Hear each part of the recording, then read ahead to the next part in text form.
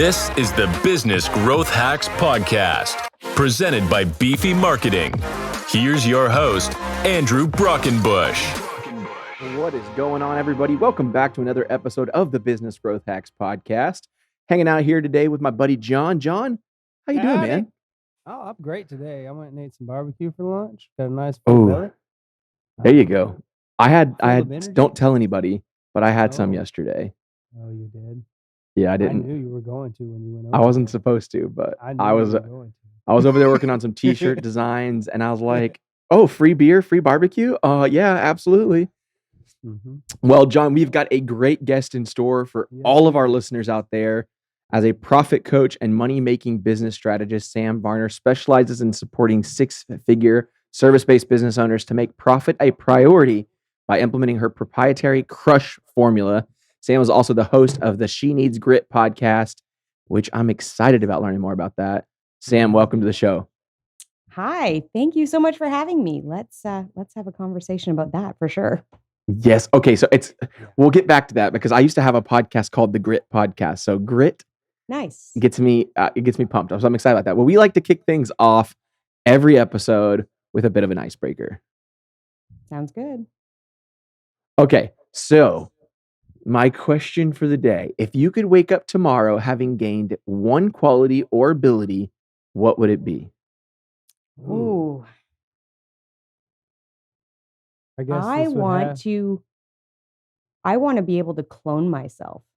Ooh, Ooh, that's good. that's real good. Like, speaking from an entrepreneurial standpoint, like, you've got you out there running everything. Isn't that what you always say? I wish I could duplicate myself so I could go do this and this at the same time, right? Oh, Yeah. man. That's a good one. I'm a Yeah. decent guitar player, but not a great Yeah. guitar player. So I'd like to think that maybe I could wake up with like the ability to just like shred, where Okay. if I wanted to pursue another career path, like just like the music life, I could do it and actually be successful. Nice. How about you, That would John? be good. I can shred, but I'd take that successful music life as well. No. If I could do one thing, I think I'm gonna have to go completely far-fetched and like be able to shoot fire out of my hands or something. Like I think I want a super ability. You know what I mean? Oh, Because that brings she up can like a clone whole nother. herself. It's like a whole nother know? can of worms, though. Like if you woke up tomorrow and you had Yeah. one superpower, what would it be? I guess it just says ability, huh? All right. Yeah, all right, that's I'll okay. dumb It back was down. a super ability. Yeah, super. So Now guess I my want different ability- abilities. Right. Yes, right. Yeah, my ability is to create endless abilities. Nice. Don't you hate? Wish you for remember more that kid? wishes. Mm. Wish for more Yeah, wishes, I'm exactly. being that kid from the playground right now. Exactly. Oh my gosh. Well, I love starting off with these questions because it kind of like it gives you just a little bit of information about who you're talking to. And it's always just a great, like, I don't know, relaxation from like the normal thought-provoking conversations that we find Yeah. ourselves in. Mhm. But I'm excited to have you on the show today, Sam. You're actually local. We should have had you over here in the Yeah, studio. we should've. For But sure. I don't we'll think have to do it I don't think again. I knew. So we'll have to do a part 2 of this podcast where we Yeah, bring there you we go. out to the studio. That would be a lot of fun. Yeah, that would be awesome. We'll do that next time for sure. So I guess we have to take it all the way back and talk about how you got to where you're at now. And so I think I'd like to lead in with kind of how did you get your start in not just entrepreneurship, but PR and everything that you're doing now as a career? Oh, it's such a good question. I think when I think about it, I am the oldest of 5 kids. So I think there was a lot of, I wanted to be the puppet master as a kid. And I think that probably played really hard into all of the things that now I do, right? Like I help people with their businesses. I get into that. I grew up in a household where my dad had a construction company. So I watched him be the boss and I was the labor. There was that too. Yeah. And probably learned really early on, I didn't want to be the labor. I wanted to be the boss, right? I wanted to be the person who got to kind of create the thing from nothing and build it up. And so watching him in the office and just on the job site and seeing how that worked, I think that it was a huge factor in my growing up, and then a huge factor in why I always wanted to have my own business no matter what. Didn't know what it looked like, but definitely knew there would be a business. So Yeah. That's so Yeah. cool. It's so funny because I feel like every entrepreneur is born a little bit differently, but I think Yes. that it is something that you are born with for sure, because it is a lot of hard work, and I don't think everyone's cut out for it. I think that people aspire to be an entrepreneur until they try it and they're like, oh yeah, there's more suck there than I realized, Right. you know? And so I find that I'd rather do the crap entrepreneur work than working for somebody else, though. Yes. yes. I'd rather be out there on my own doing it. Like, if I'm gonna work hard, I might as well have something on the line, you know? Yeah. I think that, and I don't want to have somebody else tell me what to do, right? That was a huge factor. I do not want to have somebody tell me how to do it, especially because I often think probably can do this a little bit different, a little bit better, a little bit quicker. I'm a lot happier to just watch that maybe fail in my own business than be the person being bossed around. That was no good. Yeah, I'm the same way. Like I've been a business owner for basically my entire adult life. I've only had a few like real jobs. Like in high school, I worked for Dollar General for like 6 months. I worked for the city, like my local city, as like a, guy who read water meters and like drove a backhoe picking up like garbage, like Yeah. like all kinds of just like grunt work. I did that for a couple years in high school. And then my first and then I did Chick-fil-A. That was like my first, big job, I feel like. That was like a real job. You And live in then Texas, you have to have worked at I Chick-fil-A. had to work for feel like that's Chick-fil-A. Yeah. required. Yeah. So I did the Chick-fil-A check, and then opened my first ever company, a recording studio, and did that for several years. And then went on from that to work for Apple for several years. And then I opened up the business that we have now, which is Beefy Marketing. But I was thinking about it the other day. I've worked more for myself in my life than I have worked ever for someone else. That's a pretty incredible, experience. I've learned so much from working for myself because it all comes down to me and the people that I put around me at the end of the day. So Yeah. I think that kind of goes back to like one of your big messages that you speak to in the things that you teach and the way you consult and educate, which is about this fun little word called grit. Mhm. How would you define grit? I think it's a secret sauce to being an entrepreneur, for one, but I think it is that idea that like it doesn't matter how long it's going to take me to accomplish this thing, but I'm going to do it until I do, right? Not till Tuesday, not till it gets hard, not until something better comes along. And I think entrepreneurs have that internal grittiness of just like, yeah, it is sucky when you are the person who does all the things. You're like emptying the garbage cans and signing clients and paying invoices and all the pieces. That's hard, right? It's hard at the beginning when you're trying to just hunt and kill your next client, although we don't actually kill them, but not actually. right, you're trying to find Yeah, them. exactly. And, Yeah. yeah, we and know. you're not We know what you're talking eating about. unless you do, right? There's That's right. that hesitation there. And I think it's the grittiness of like, it can go really poorly for quite a long time. And if you're gritty, you stick it out anyway with the theory that I can absolutely accomplish that thing I'm aiming for. How can entrepreneurs learn from that suck? I think just you embrace the suck. You realize there is no way to do it without it. You have to fail. You have to have things go horribly awry. You have to have months where you make no sales. You have to do that in order to get to the point where you have a $250,000 business or a $500,000 business. Nobody that has accomplished those goals did it overnight. Like that overnight success thing, right? We hear it a lot and it's complete BS. It's not real. There's a song called Overnight Success that's about that. It's like you play every day for about 10 or 15 years, and the next thing you know, you're an overnight success. And it's that's it. I love the way you define grit there, because I think of grit as like a sandpaper. It's something that helps you keep a grip on something. And like that's kind of what, I don't know, that movie True Grit is kind of where I get that definition from too. Just the grit, to have the grit to do something. It just means you're not gonna quit. You're going to stick in there until you get it. Even if you fail 100 times, you're going to learn from those failures and get back in there each and every time. Yeah, Yeah. absolutely. One of the podcasts that we're a part of is a podcast hosted by a couple Navy SEALs. and we were interviewing a mixed martial arts Brazilian jiu-jitsu fighter. And our icebreaker that day was, if you could go back and change anything in your past, would you? But the trade-off would be there'd be one thing in the future that would no longer be the same, but you wouldn't know what it was. And all the guys in the room said no, they would never change anything in the past. And I kind of went the opposite way. I was like, oh, there's certainly things I would like to change in the past. And they were like, why? And I kind of, expressed myself, like it's, there's some suck there. And I feel like I could have made some better decisions.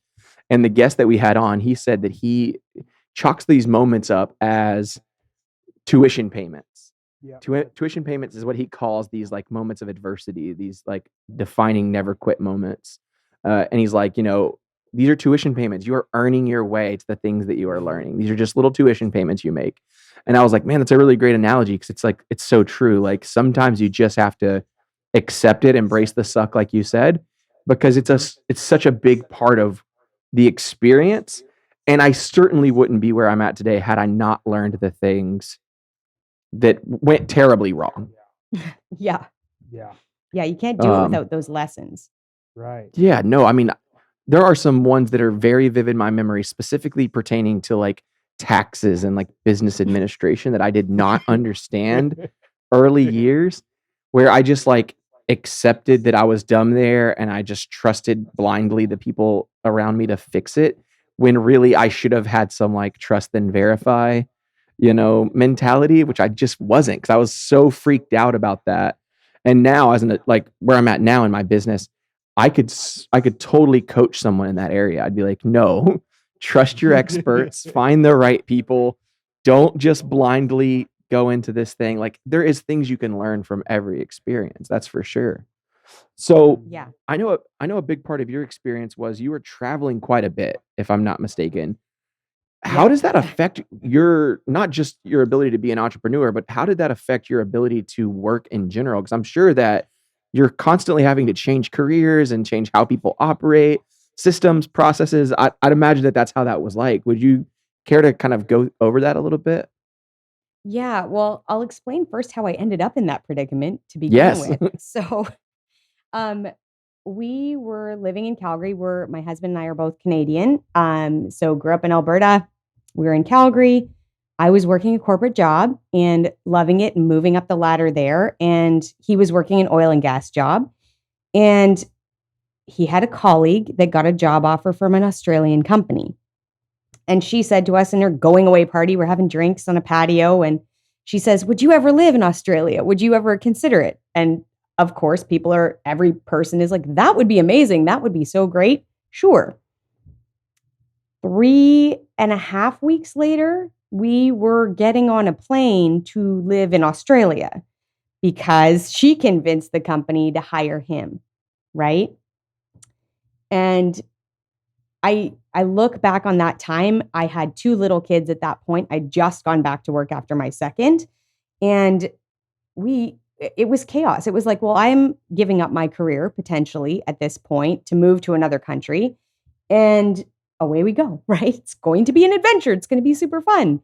And it was an adventure. We were packing up to get on the plane that day. And I found out we were having baby number 3 in a foreign country with no family support. And I would have no job. So that was good. Great job. Oh, yeah. Yeah. Interesting discussions.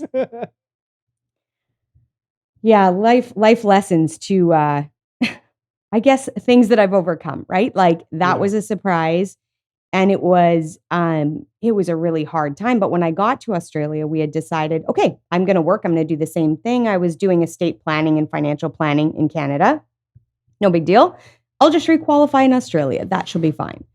And so I did all of that and requalified and got all the licensing and ready to go get a job. And 2 things happened. Baby number 4 and we're moving to Texas.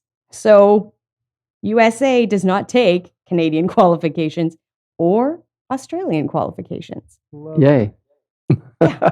Yeah. So, there's a little bit of stress with a 4th baby because that's madness in and of itself. And then sure.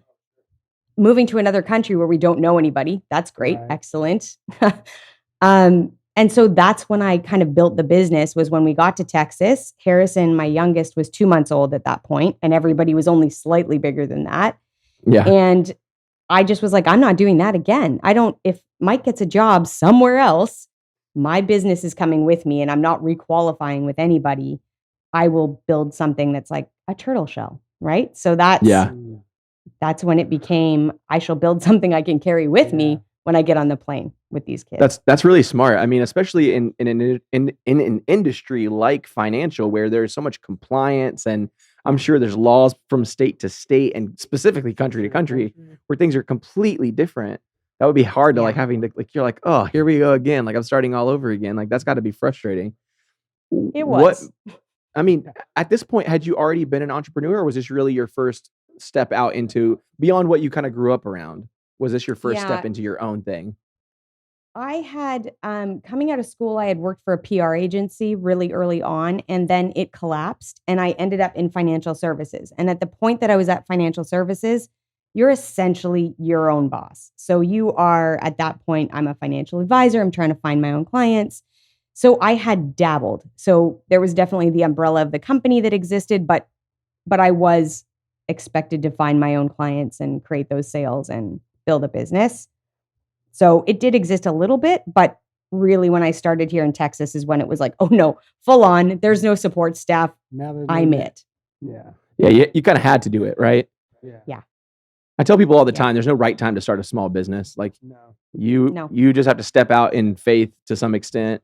And when it's like your own money on the line and it's your like meals and your food and your well-being, you will bust ass. Like that's the bottom line. Like you have to. Like there's no option there. Yeah. When there's When- no other option, what we're capable of is everything. When Yeah. we give Yeah. ourselves no other option, we will be successful because there is no other option. Yeah. And the problem is once we get a little bit of success, it's trying to really be careful of that complacency where it's Yeah. like, well, I'm doing well enough. Am I Mhm. really chasing the way that I was chasing before? And that is a little bit of a problem when you end up in that situation too. Yeah. I saw a definition for complacent the other day that said sitting in the same spot. And I thought, how spot on is that? I've never heard it said Yeah. that way, but how spot on is that? Just being happy right in the same spot is basically Mhm. the way they were wording it. And I was like, yes. Never really heard it put that way, but yes. You know? Yeah. I feel like Mhm. that nails it exactly. Yeah. And yeah, if you're that complacent, you're happy where you're at, you're not going to grow.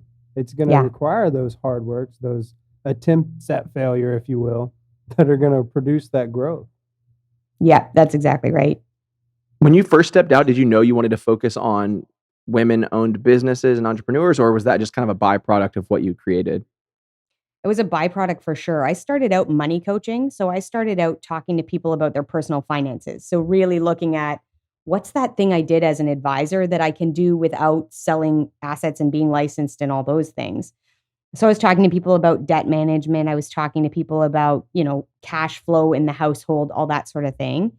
And what happened was all the people that kept showing up for that had businesses.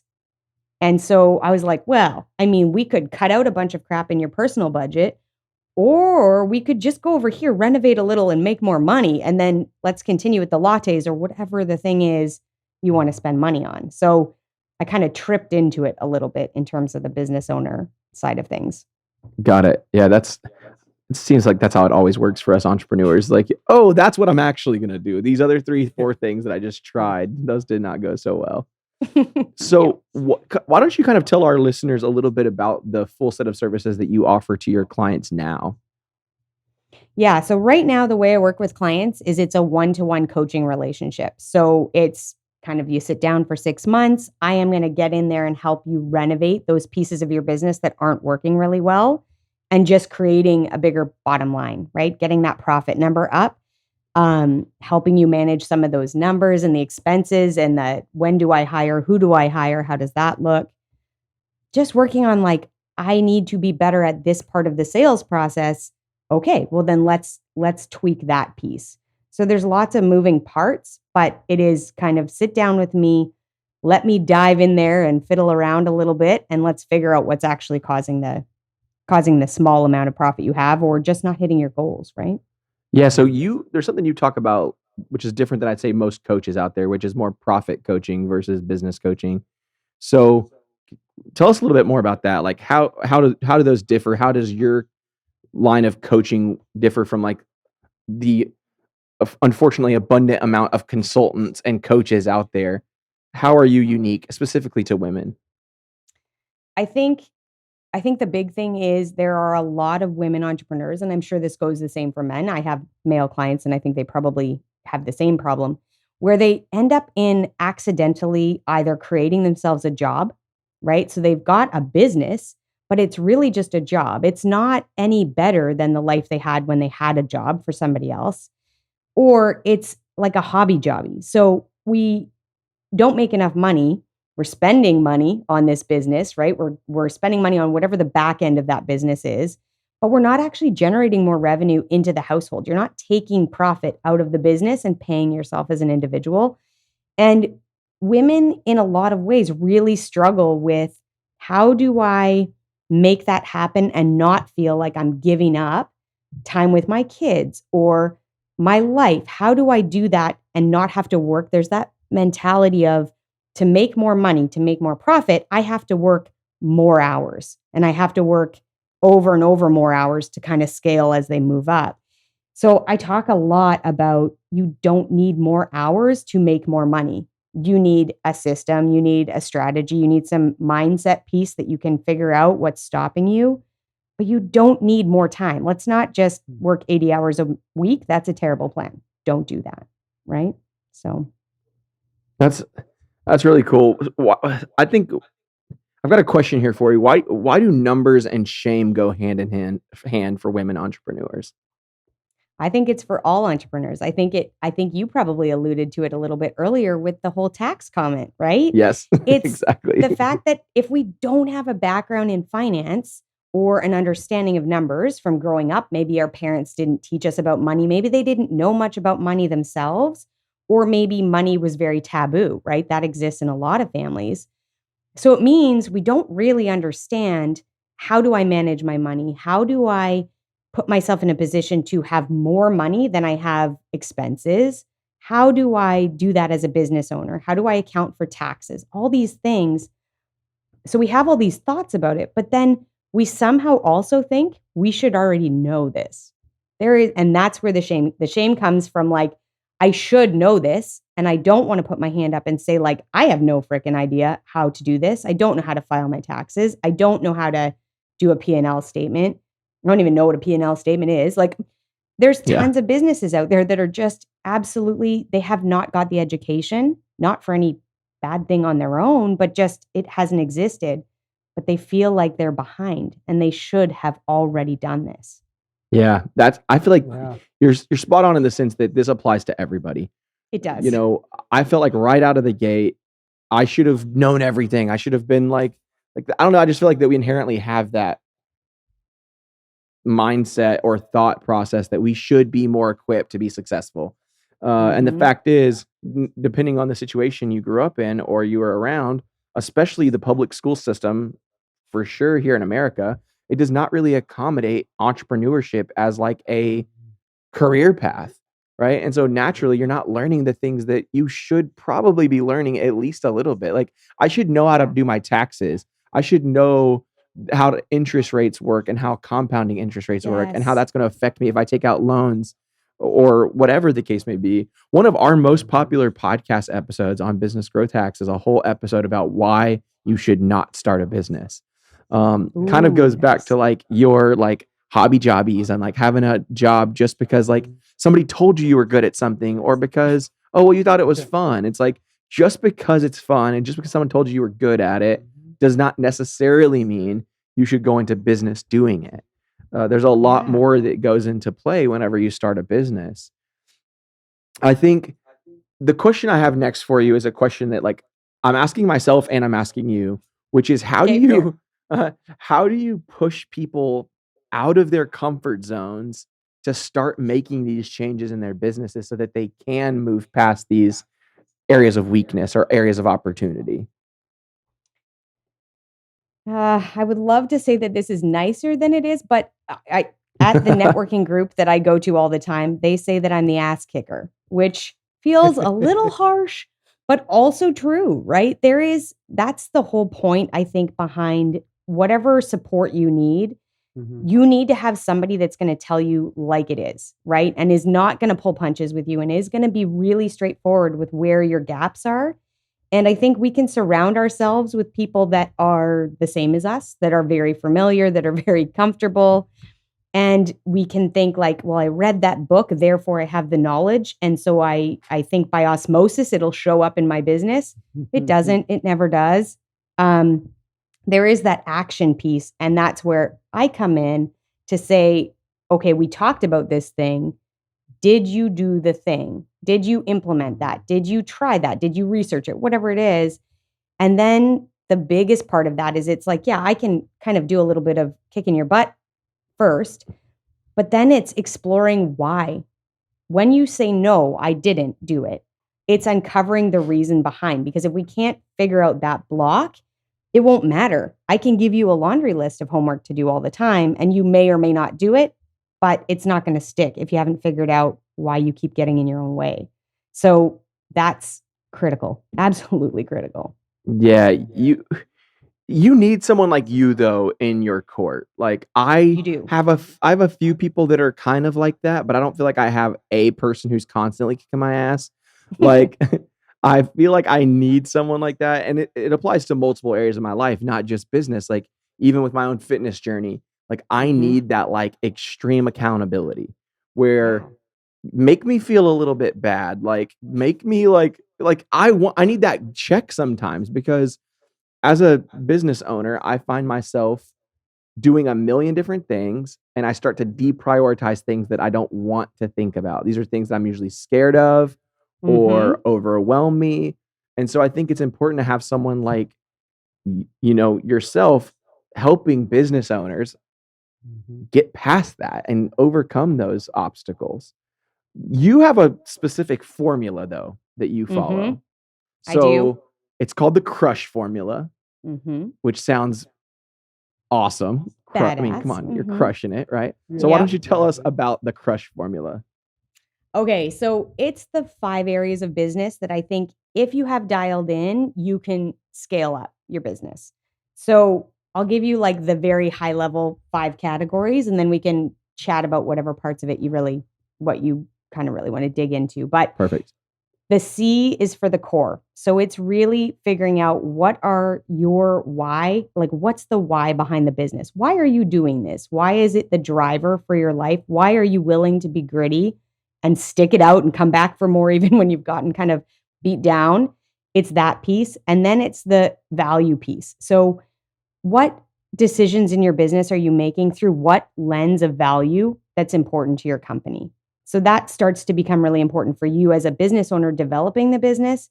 But then as you get staff to get them behind that mission and the vision of your business, understanding the values and why this decision is made versus this decision helps everybody stay on the same path. So we start with the core, make sure that it's rock solid, and kind of revise and revisit it all the time, right? On those days that are hard, you got to just come back and go, all right, what am I doing this for again? And that's big enough to get your butt out of bed or whatever you need to do. The second piece is the revenue. So then we talk about the numbers. We talk about managing that cash flow. We talk about what your pricing looks like. We talk about getting your head in the game for the money piece, be it tracking every month where you're at. If I say to you, how much money have you made this month? You can immediately answer that question because your eyeballs are on it. And that just means you make better decisions, right? It's the same as if we're tracking what we're eating when it comes to fitness. We don't really want to write down the thing that we had last night. But if we do, we're probably going to make a different choice that afternoon. It just works that way, at least in my life anyway. Right? Yeah. You kind of just hurt my feelings just now unintentionally because one of the big topics here on the podcast is like knowing your numbers, but I've never thought about how knowing your numbers not only affects the business realm, which I talk about all the time, and how it's like you were like tracking your stuff, and I was like, oh, knowing your numbers, like this is just as important on the personal life side as well.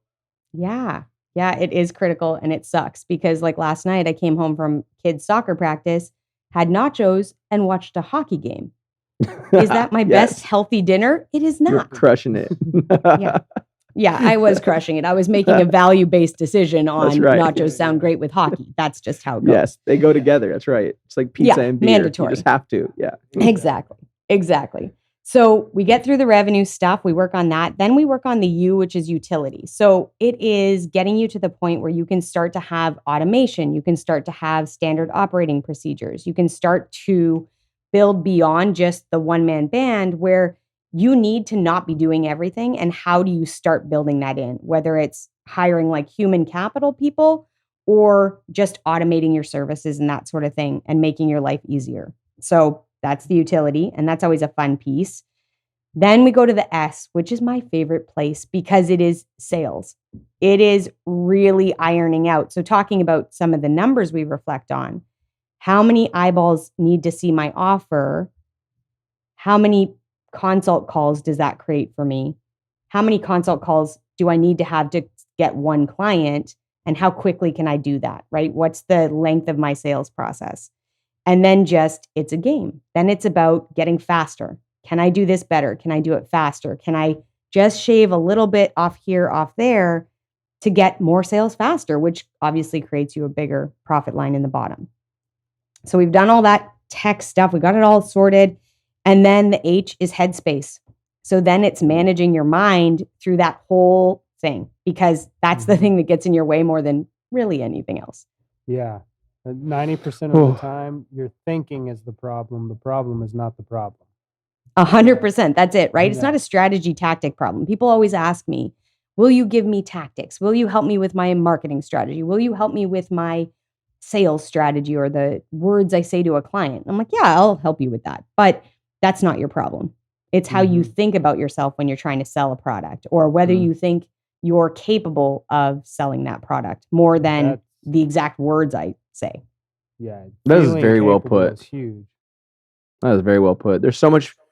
I'm guilty of this, and I think every entrepreneur to some extent is, where we know the strategy, we know what we need to be doing. We've even put it on paper, but are we implementing it? No. And why are we not implementing it? Because we're getting in the way of ourselves. We're nervous about how people interpret it. We're concerned about, is it the right thing? Have we spent enough time? Is the design perfect? Is every piece of, text on the page the right words? It's like that's just overkill. And it's like we kill ourselves from ever getting something put out there because we're just so overly critical. As I'm looking through like your formula here, and I think about which ones that I would be transparent about where I have weaknesses, because I think I like to be vulnerable in that regard. I'd say that it would probably be core, which is kind of sad because it is such a big part of like the foundational. And I would say it's headspace, which are like kind of the start and the end, right? Revenue, I've got a good overview of where we're at number wise, and I've got great sales goals. Utilities, I've got a lot of processes and automations and systems in place. But the why, sometimes, even back onto the personal fitness side, like I've had nutrition coaches and fitness experts kind of take me back. Like they try to walk me back to like, why are you doing this in the first place? And I lock up. I get nervous. I don't know what to say. Like I don't want to admit what the why is, or maybe I'm really not sure what the why is. And then the headspace, like even if I do kind of know what the why is, I'm always questioning everything I'm doing. And I feel like that can really be a huge stunt of growth for an organization, right? It won't allow you to accomplish the things you want to accomplish. It was interesting that you said strategy is not most people's problems. And the headspace piece is, what are some of the things that business owners can do to build this confidence so that they're not experiencing the same issues that I'm even facing? Yeah, I think the number one thing that I try and get my clients to do, try and encourage them to do, is to journal. And I know that depends on how you like to journal, if you like to journal. But I've had clients that will do it and leave themselves a voice memo. Like it's just about, all you're trying to do is dump the garbage out of your head somewhere that you can evaluate it. So that's all really journaling is trying to do. But you will come up with 10,000 thoughts that are just trash. Like they're just garbage. And when you look through that sheet, if you write it all out and you had to circle the things that are actual fact, they're actually happening or they're true, it's like maybe one thing on there, but all the things that we think about ourselves, right? So if the struggle is, why do I procrastinate so much, right? Let's say that that's the issue. So I procrastinate so much, I don't get this crap done. Then I feel shitty about not getting it done because, yeah. Listen, it's me too, though. That's the thing. It's really easy to coach on the stuff that is also me. Yes. But it's understanding that, right? And it's pulling it out to the point of like, okay, I'm not doing that thing because I'm scared I don't know how to do it. Okay. Why am I scared? Or why does it matter that I'm scared? Can I do it and be scared? Okay, maybe that feels really awkward, but okay, maybe I can.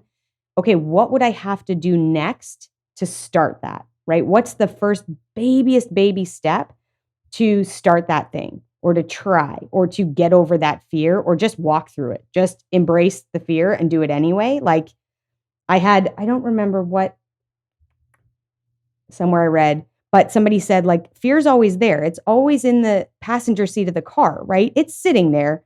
You just got to like be like, hey, buddy, great to see you. Glad you're here. But you're not driving. You're just the passenger and I can still drive. Yeah, right? I'm still in control. Absolutely. Yeah. You could look over and say, you buckle up. I'm driving. Yeah, exactly. I'm in charge now. So you shush. Yeah. I feel like we should have like some call to altar music playing right here because I feel like this is just, it just feels so deep right now. It's speaking to me like in a way that it's like, if you feel this way, please put your hand up and, you know, with every high closed, every head bowed, we see you there. Feeling the same way that we're feeling. I see you procrastinators. I see the people that are in their own way. But what I really liked that what you had to say was talking about journaling in a way that I might have never thought about journaling before. The voice memos piece is kind of cool. Somebody I talked to recently helps business owners publish books. And I asked them, how are you writing a book if you're not a great writer? Mm-hmm. And his process was to first jot down kind of what every chapter of the book would look like, you know, okay, like here's kind of the big themes for each chapter. And then to just open up your voice memos app and dump as much content or, you know, information about each of those topics as possible.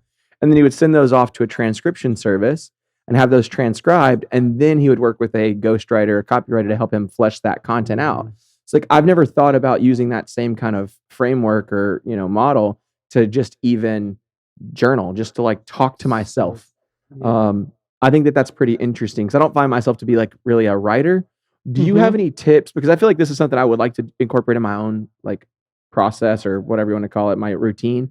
Do you have any advice or guidance around, I guess, like, how do you start? Because I feel like I struggle sometimes with that. It's like, I almost need a prompt. What am I supposed to say? Like just everything? Because some of the things in my head, I don't want to put down.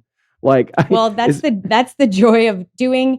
So one of the things you can use for that, just to make that process, if somebody's out there listening and thinking like, ooh, I like the voice memo thing, there is an app called, I think it's called Otter.ai, but it will actually take the voice stuff and transcribe it right there for you. So that nice. Saves you a step. But I think it's really, you can sit down and just say, what do I think about my business today? If you're thinking about business, you can do the same for like, what do I think about my crazy children today? Or what do you think about like, what am I thinking about my partner today or whatever? But just start there and then allow yourself to just go where your brain goes. And there is no right or wrong, and there is no time limit. It's not like you have to do this for 20 minutes for it to be effective. Yeah. You can say to yourself, I'm going to do this for 2 minutes, and whatever I write or talk about for 2 minutes is good enough. Yeah. I find sometimes that even just admitting. Thank you for listening to another episode of the Business Growth Hacks Podcast. Be sure to subscribe wherever you get your podcasts so you never miss an episode. To get more marketing tips and tricks, follow Beefy Marketing on Facebook, Instagram, and YouTube at Beefy Marketing. And to take your business to the next level, check out our website at www.beefymarketing.com.